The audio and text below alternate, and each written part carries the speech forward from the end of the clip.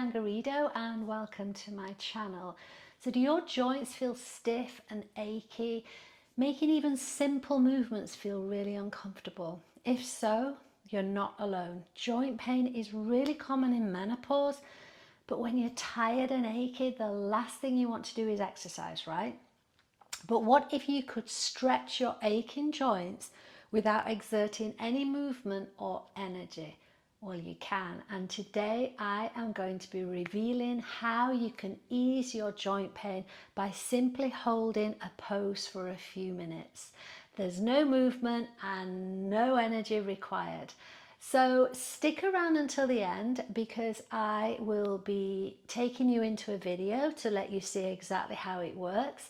And also don't forget to check out my free beginners bundle in the description below. Let's dive right on in.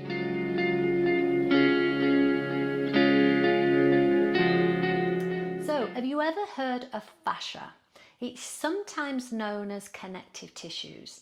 It's like a spider's web that runs throughout the body. It wraps itself around the joints, the muscles, the ligaments, right? And the best example I can give you is like an orange. When you peel the skin of the orange, you're left with the pith. It encases the entire orange, but it also runs throughout the segments too. And that's the same as a network of fascia wrapping around our body. Now, pre-menopause, when estrogen levels are higher, the fascia is supple and strong, hydrated, plump. This acts as like a shock absorber around all the joints. Now fast forward to onset of menopause and during menopause, post-menopause, and when estrogen levels start to decline and the fascia loses the hydration. This leads to stiffness, discomfort, even pain. And this shows up in all the joints, or it can do, the shoulders, the hips, the knees, the ankles, the wrists, even the fingers and toes. Combined with the natural process of aging, and the fascia is in need of lubrication to help our joints.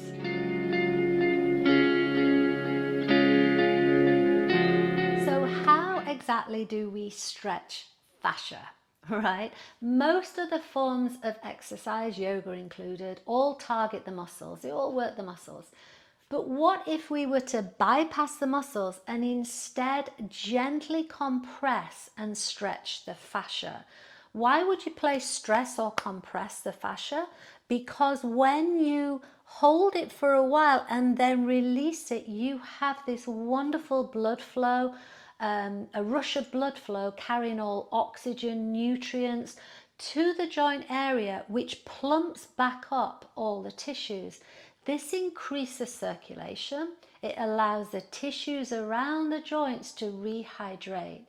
But guess what? Over time, this improves joint flexibility. It reduces stiffness.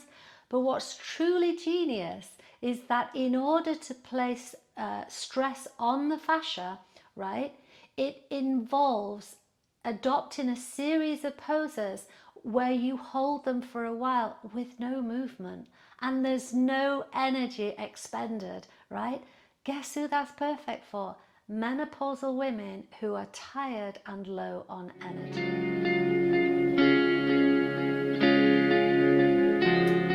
So this form of stretching has a name and it's called Yin Yoga, and it's a method of passive stretching that targets the fascia.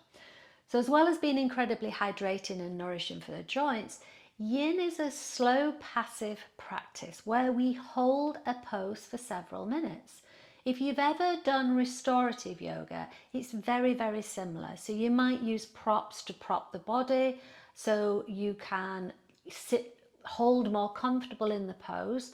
And it's less about movement and more about melting and surrendering. So you can either practice one pose for 5-10 minutes, or you can practice a series and do a sequence, right? But it's ideal for alleviating joint pain and also other symptoms as well, because it's very, very soothing. So anxiety, brain fog, restoring emotional balance. It's also ideal for sleep because Yin is perfect for an evening practice. If you think about it, you are winding down, you're slowing down. So it triggers the parasympathetic part of the nervous system, which is perfect for preparing for a good night's sleep. Another powerful benefit of yin yoga are meridian lines, right? If you've ever had acupuncture, acupuncture targets meridian lines that run throughout the body. And here's the thing, these meridian lines are linked to key organs in the body, like stomach, liver, spleen, gallbladder. And these play a crucial role in hormone regulation and stimulating overall well-being. So by adopting a specific pose, you'll be tapping into boosting key organs in the body. So you're not only targeting your joints and the fascia, but you're also enjoying other benefits too. So how to practice yin yoga? It's very simple, right? But deeply effective. So how do we practice yin yoga? The good news is it's super simple yet really effective, right? You're just going to settle into a pose, you're going to hold for a few minutes. Unlike other styles of yoga that involve pushing, pulling and striving to achieve something, you're simply surrendering and letting go and allowing gravity to do its work. Couldn't be easier, right? Here's a few tips. So find your edge. It's your first edge. It's that point where you go into the pose and you think, ooh, I can feel that. You don't want to go beyond it because you're going to be holding the pose for a while.